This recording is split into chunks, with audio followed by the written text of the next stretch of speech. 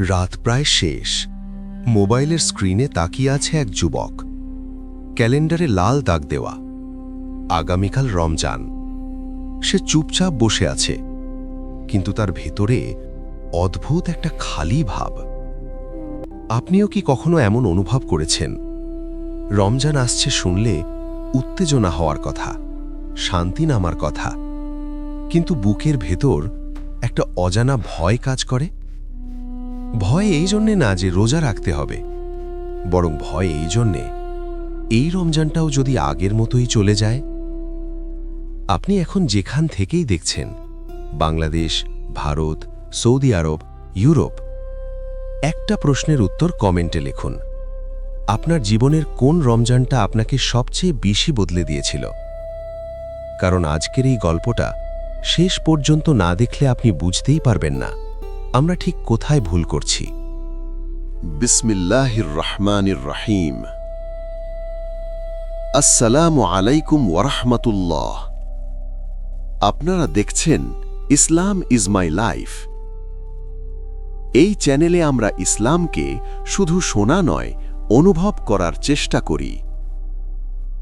Video শুরু করার আগেই অনুরোধ, আপনি যদি সত্যিই চান এই রমজানটা আলাদা হোক, তাহলে এখনই সাবস্ক্রাইব করুন। কারণ এই সিরিজের প্রতিটা পর্ব একটার সাথে আরেকটা এমনভাবে যুক্ত, একটাও মিস করলে পুরো গল্পটাই অসম্পূর্ণ থেকে যাবে। চলুন শুরু করি, কারণ শেষে এমন একটা কথা আসবে যেটা না জানলে আপনি নিজেকেই প্রশ্ন করবেন। একবার এক বৃদ্ধ আলেমকে জিজ্ঞেস করা হয়েছিল, হুজুর, রমজান কাকে বলে? তিনি হেসে বলেছিলেন, রমজান সেই মাস যেটা মানুষকে চিনিয়ে দেয় সে আসলে কে। আজ আমরা রমজানকে কিভাবে দেখি? সেহরি, ইফতার, তারাবি, ঈদের শপিং, সবই আছে, কিন্তু একটা জিনিস ধীরে ধীরে হারিয়ে যাচ্ছে, আত্মার প্রস্তুতি। রমজান আসার আগের দিনগুলোতে আমরা ফ্রিজ পরিষ্কার করি, বাজার করি, রেসিপি দেখি, কিন্তু শেষ কবে নিজের হৃদয়টা পরিষ্কার করেছি? আপনি হলে বলুন, রমজানের আগে শেষ কবে আল্লাহর কাছে বসে বলেছিলেন, ইয়া আল্লাহ, আমি জানি আমি ঠিক না, কিন্তু আমি ফিরতে চাই। কমেন্টে লিখুন আপনি শেষ কবে এমন দোয়া করেছেন। সত্যি কথা বলি, আমরা এমন এক প্রজন্ম যারা রমজানে কাঁদার ভিডিও দেখে কাঁদি, কিন্তু নিজের জন্য কাঁদি না। আমরা শেয়ার করি, রমজান বদলে দেয় জীবন, কিন্তু নিজের জীবনটা এক চুলও বদলায় না। এটা অপমান না, এটা আয়না। কারণ আয়না না দেখলে মুখের ময়লা বোঝা যায় না। এখন প্রশ্ন আসে, যিনি আমাদের পথ দেখিয়েছেন, প্রিয় নবী হযরত মুহাম্মদ সাল্লাল্লাহু আলাইহি ওয়াসাল্লাম, তিনি কি রমজানের আগে কি করতেন? তিনি কি রমজান আসার আগের রাতে হঠাৎ বদলে যেতেন? না, পরিবর্তন শুরু হতো রমজানের অনেক আগেই। তিনি শাবান মাসে এত বেশি নফল রোজা রাখতেন যে সাহাবীরা অবাক হয়ে যেতেন। এক সাহাবী জিজ্ঞেস করেছিলেন, ইয়া রাসূলাল্লাহ, আপনি কেন এত রোজা রাখেন? তিনি বলেছিলেন, এটা এমন এক মাস যেখানে মানুষের আমল আল্লাহর কাছে পেশ করা হয়। আমি চাই আমার আমল রোজা অবস্থায় উঠুক। একটু থামুন, এই কথাটার গভীরতা অনুভব করুন। আমরা চাই রমজানে বদলাতে, আর নবী সাল্লাল্লাহু আলাইহি ওয়াসাল্লাম রমজানের আগেই নিজেকে বদলে ফেলতেন। এখানে একটু থামি, আপনি হলে কি করতেন? আপনার সামনে যদি সুযোগ থাকত রমজানের আগে নিজেকে ঠিক করার, কোনো একটা অভ্যেস আপনি আজই ছাড়তে চাইতেন? মন্তব্যে লিখুন, কারণ আপনার একটা লেখা কারোর জন্য দোয়া হয়ে যেতে পারে। এখানে আমরা বুঝলাম, রমজান আসার আগেই ভুল শুরু হয়। নবী সাল্লাল্লাহু আলাইহি ওয়াসাল্লাম প্রস্তুতি নিতেন আগে থেকেই, কিন্তু এখনও সবচেয়ে ভয়ঙ্কর প্রশ্নটা বাকি। রমজানে এমন কোন কাজ আমরা করি যেটা আমাদের সমস্ত ইবাদত নিঃশব্দে ধ্বংস করে দেয়? এই উত্তরটা না জানলে আপনি নিজেই অবাক হবেন।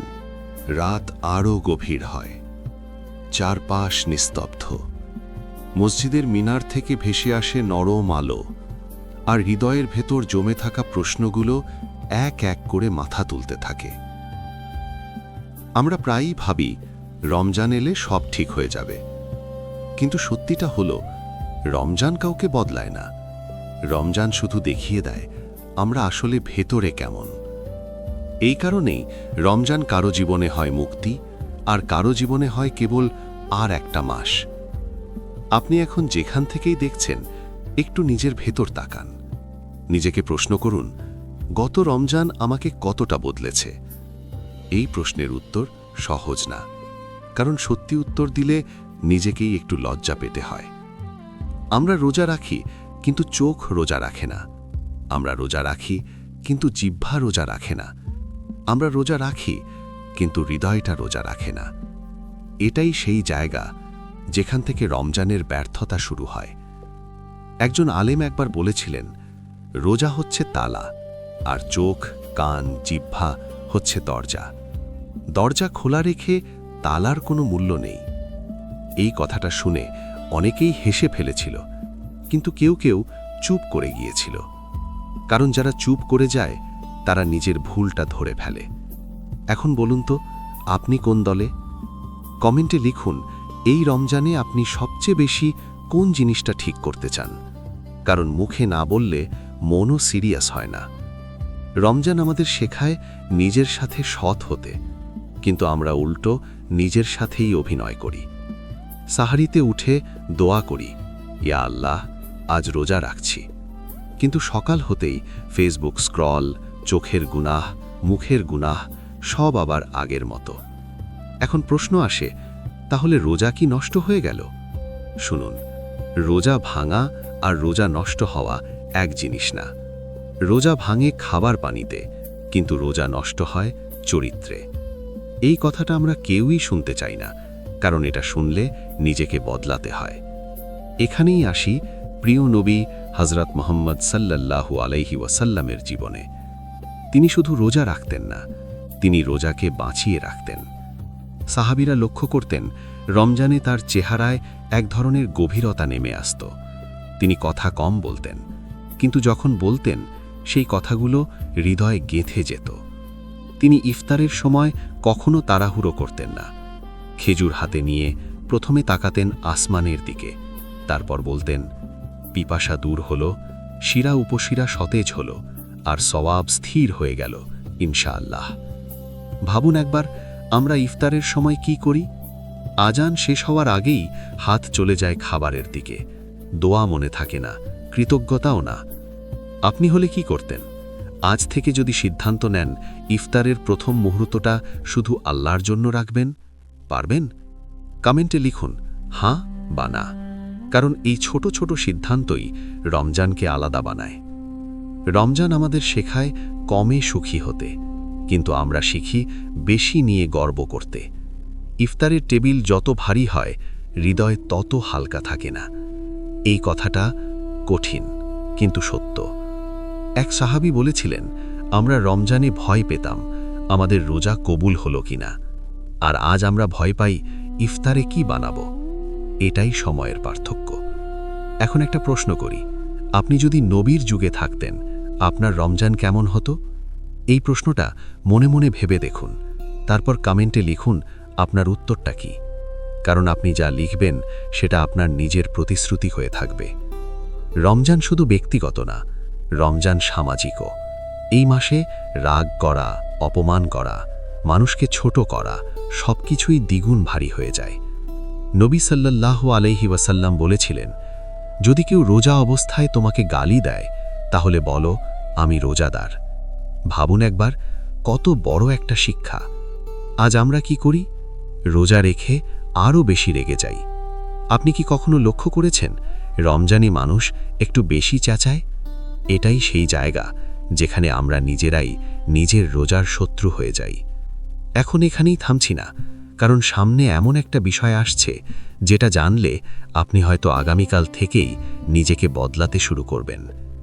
রমজানে এমন কিছু কাজ আছে যেগুলো দেখতে খুব ছোট, কিন্তু আল্লাহর কাছে ভীষণ বড়। আর ঠিক উল্টোভাবে এমন কিছু কাজ আছে যেগুলো আমরা খুব স্বাভাবিক ভাবি, কিন্তু সেগুলো আমাদের সমস্ত আমল নিঃশব্দে খেয়ে ফেলে। এই জায়গাটাই সবচেয়ে বিপজ্জনক, কারণ এখানে কোনো অ্যালার্ম বাজে না, কেউ এসে বলে না যে সাবধান, সবকিছু চুপচাপ ঘটে। আপনি যদি এখনও ভিডিওটা দেখছেন, তার মানে আল্লাহ আপনাকে কিছু দেখাতে চান। শেষ পর্যন্ত থাকুন, কারণ সামনে যে কথাটা আসছে ওটাই এই গল্পের সবচেয়ে গুরুত্বপূর্ণ অংশ। আর যাওয়ার আগে একটা ছোট্ট কাজ করুন। ঘুরি, কমেন্টে লিখুন আপনি এই ভিডিওটা কোন জায়গা থেকে দেখছেন, কারণ আমরা চাই এই রমজানে আমরা সবাই একসাথে নিজেকে ঠিক করতে শুরু করি। কথাগুলো যত সামনে এগোয়, ততই নিজের ভেতরের কিছু সত্য আর লুকিয়ে রাখা যায় না। রমজান আসলে আমাদের সামনে একটা আয়না ধরে দেয়। এই আয়নায় আমরা দেখি আমরা যতটা ভালো ভাবি আসলে ততটা ভালো নই। আর এই উপলব্ধিটাই রমজানের সবচেয়ে বড় রহমত, কারণ যে নিজের ভুলটা দেখতে পায় সে ঠিক করার পথও খুঁজে পায়। এখন একটু থামুন, নিজেকে জিজ্ঞেস করুন, রমজানে আপনার সবচেয়ে বড় শত্রু কে? ক্ষুধা? পিপাসা?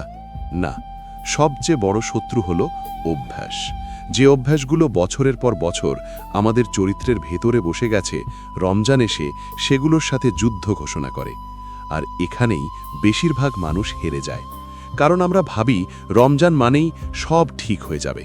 কিন্তু সত্যটা হলো, রমজান আপনাকে সুযোগ দেয়, পরিবর্তনটা আপনাকেই করতে হয়। এক সাহাবীর ঘটনা শুনুন। তিনি রোজা রাখতেন, কিন্তু তার রাগ ছিল খুব বেশি। একদিন কেউ তাকে অপমান করল। তিনি প্রায় বিস্ফোরিত হয়ে যাচ্ছিলেন।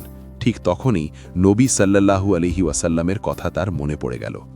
আমি রোজাদার। তিনি চুপ করে গেলেন, নিজেকে থামালেন। সেদিন তিনি বুঝেছিলেন এই একবার নিজেকে থামাতে পারাই তার রোজার আসল সাফল্য। এখন আপনাকে প্রশ্ন করি, আপনি হলে কি করতেন? আজ যদি কেউ আপনাকে কমেন্টে অপমান করে অথবা বাস্তবে ছোট করে, আপনি কি নিজেকে থামাতে পারবেন? কমেন্টে লিখুন, সৎভাবে লিখুন, কারণ এই জায়গাটাই আমাদের ঈমানের লেভেল দেখিয়ে দেয়। রমজান আমাদের শেখায় চুপচাপ শক্ত হতে, চেঁচিয়ে নয়, প্রমাণ দিয়ে নয়, বরং চরিত্র দিয়ে। কিন্তু আমরা উল্টো করি, রমজানে আরও বেশি পোস্ট, আরও বেশি দেখানো, আরও বেশি বিচার। নবী সাল্লাল্লাহু আলাইহি ওয়াসাল্লামের রমজান ছিল নীরব কিন্তু গভীর। তিনি মানুষের দোষ খুঁজতেন না, নিজের উন্নতি খুঁজতেন। একবার এক সাহাবী বলেছিলেন, রমজানে রাসূল সাল্লাল্লাহু আলাইহি ওয়াসাল্লাম ছিলেন সবচেয়ে দয়ালু আর সবচেয়ে বেশি দানশীল। দান মানে শুধু টাকা না, দান মানে সময়, দান মানে ক্ষমা, দান মানে নীরবতা। আপনি কি জানেন, কাউকে মাফ করে দেওয়া একটা ইবাদত? রমজানে এই ইবাদতের সওয়াব বহুগুণ। এখন নিজেকে প্রশ্ন করুন, এই রমজানে আপনি কাকে মাফ করতে চান? হয়তো কেউ আপনাকে কষ্ট দিয়েছে, হয়তো কেউ আপনার কথা ভাবেনি, হয়তো কেউ অন্যায় করেছে। আপনি যদি মাফ করেন, আপনি ছোট হবেন না, আপনি বড় হবেন। কমেন্টে লিখুন আপনি কাকে মাফ করতে চান। নাম লিখতে হবে না, শুধু লিখুন আমি চেষ্টা করব। এই চেষ্টা থেকেই আল্লাহ সাহায্য পাঠান। রমজানের আরেকটা ভুল আমরা প্রায়ই করি। আমরা ভাবি দিনটাই আসল, রাতটা তেমন গুরুত্বপূর্ণ না। কিন্তু নবী সাল্লাল্লাহু আলাইহি ওয়াসাল্লামের জীবনে রাত ছিল আত্মার সময়। তারাবি শুধু নামাজ না, এটা ছিল কোরআনের সাথে নতুন করে বন্ধুত্ব। তিনি কোরআন পড়তেন ধীরে, একটা আয়াত পড়তেন, ভাবতেন, কাঁদতেন, তারপর সামনে যেতেন। আমরা কি করি? দ্রুত শেষ করি, রিকশার মতো টান দিই। আপনি হলে কি করতেন? আজ থেকে যদি সিদ্ধান্ত নেন, এক রাকাত কম পড়বেন, কিন্তু মন দিয়ে পড়বেন, পারবেন? কমেন্টে লিখুন আপনি চেষ্টা করবেন কিনা। রমজান আমাদের শেখায় কমে গভীর হতে, বেশিতে নয়। আর এখানেই একটা ভয়ঙ্কর বিষয় আসে। অনেক মানুষ ভাবে আমি তো রোজা রাখছি, নামাজ পড়ছি, সব ঠিকই তো করছি, কিন্তু ভেতরে ভেতরে একটা জিনিস কাজ করে, অহংকার। আমি অন্যদের চেয়ে ভালো, আমি বেশি আমল করি, আমি ঠিক আছি। এই চিন্তাটাই সব আমল ধ্বংস করে দিতে পারে। নবী কখনো নিজেকে বড় ভাবেননি, বরং বলতেন আমি আল্লাহকে সবচেয়ে বেশি ভয় করি। এই ভয়টাই ছিল তার সৌন্দর্য। আপনি কি জানেন, ভয় না থাকলে ঈমানও নিরাপদ থাকে না? রমজানে এই ভয় আর এই আশা দুটো একসাথে চলে। ভয় আমার আমল কবুল হবে তো, আশা আল্লাহ দয়ালু। এই ভারসাম্যটাই রমজানের প্রাণ। এখন যদি আপনি এখনও এই গল্পের সাথে থাকেন, তার মানে আপনার ভেতরে একটা পরিবর্তনের ইচ্ছা আছে। আর আল্লাহ যখন ইচ্ছা দেখেন, তিনি পথ খুলে দেন। কিন্তু সামনে আরও একটা সত্য আসছে। এমন একটা ভুল যেটা আমরা প্রায় সবাই করি কিন্তু বুঝতেই পারি না। এই ভুলটা রোজা ভাঙে না, নামাজ ভাঙে না, কিন্তু আমলের রূহ চুরি করে নেয়। এই কথাটা জানলে আপনি হয়তো আজ থেকেই কিছু জিনিসে লাগাম দেবেন। শেষ পর্যন্ত থাকুন, কারণ এখান থেকে গল্পটা আরও গভীরে যাবে। আর যাওয়ার আগে আর একটা ছোট প্রশ্ন, আপনি সাধারণত রমজানে কোন সময়ে এই ধরনের ভিডিও দেখেন? সেহরির পর, ইফতারের আগে, নাকি রাতের বেলা? কমেন্টে লিখুন, কারণ আপনার উত্তর আমাদের পরের গল্পগুলো আরও সুন্দর করতে সাহায্য করবে। রমজানের দিনগুলো যত এগোয় ততই ভেতরের আওয়াজটা পরিষ্কার শোনা যায়।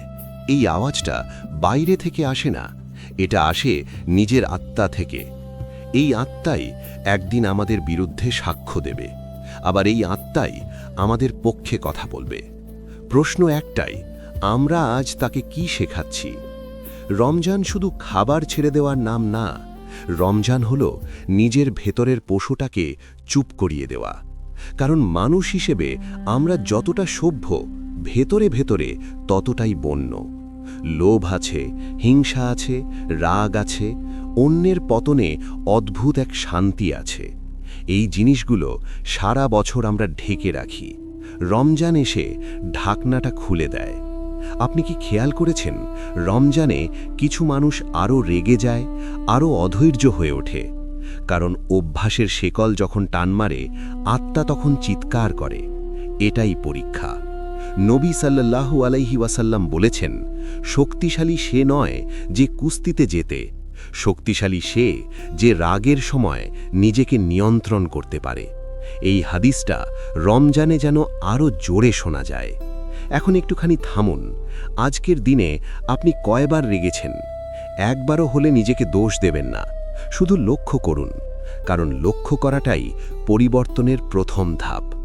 রমজানের আরেকটা নীরব শিক্ষা আছে। এটা কাউকে বলে না, চেঁচিয়ে শেখায় না, কিন্তু গভীরভাবে বসে যায়। এই শিক্ষা হলো, আপনি একা নন। রোজা রাখলে ধনী আর গরিব একই ক্ষুধা অনুভব করে, একই পিপাসা। এই সামান্য কষ্টটাই মানুষকে মানুষে কাছাকাছি আনে। কিন্তু আমরা কি করি? আমরা ইফতারে অপচয় করি। যে ক্ষুধা বুঝতে শেখায়, সেই ক্ষুধাকেই আমরা হত্যা করি। নবী সাল্লাল্লাহু আলাইহি ওয়াসাল্লামের ইফতার ছিল খুব সাধারণ। খেজুর, পানি, এই ছিল বিলাস। আজ আমাদের টেবিলে সব আছে, কিন্তু শকর নেই। আপনি কি জানেন, শকর না থাকলে নেয়ামত টিকে না? রমজান আমাদের শেখায় কম পেলে কৃতজ্ঞ হতে, আর বেশি পেলে ভয় পেতে। ভয়, এই নেয়ামত যদি আমাকে আল্লাহ থেকে দূরে নিয়ে যায়। এই ভয়টাই ঈমানকে বাঁচিয়ে রাখে। এখন আসি একটা খুব স্পর্শকাতর জায়গায়। অনেক মানুষ রমজানে হঠাৎ খুব ধার্মিক হয়ে ওঠে। এতে সমস্যা নেই। সমস্যা হয় যখন রমজান শেষ হলেই সব শেষ। ইবাদত যেন শুধু রমজানের অতিথি। কিন্তু আল্লাহ তো 12 মাসের রব। রমজান আসলে একটা ট্রেনিং ক্যাম্প। এখানে আপনি শিখবেন, নিজেকে বদলাবেন, তারপর বাকি বছরে চর্চা করবেন। আপনি যদি ভাবেন রমজান শেষ হলেই সব আগের মতো হবে, তাহলে আপনি রমজানকে ব্যবহার করছেন, রমজান আপনাকে বদলাচ্ছে না। এই কথাটা কঠিন, কিন্তু সত্য। নিজেকে প্রশ্ন করুন, এই রমজান থেকে আমি কোন একটা অভ্যাস বছর জুড়ে রাখতে চাই? একটাই হোক, খুব ছোট হোক, হয়তো ফজরের নামাজ সময় মতো, হয়তো দিনে 1 পাতা কুরআন, হয়তো মিথ্যা কম বলা।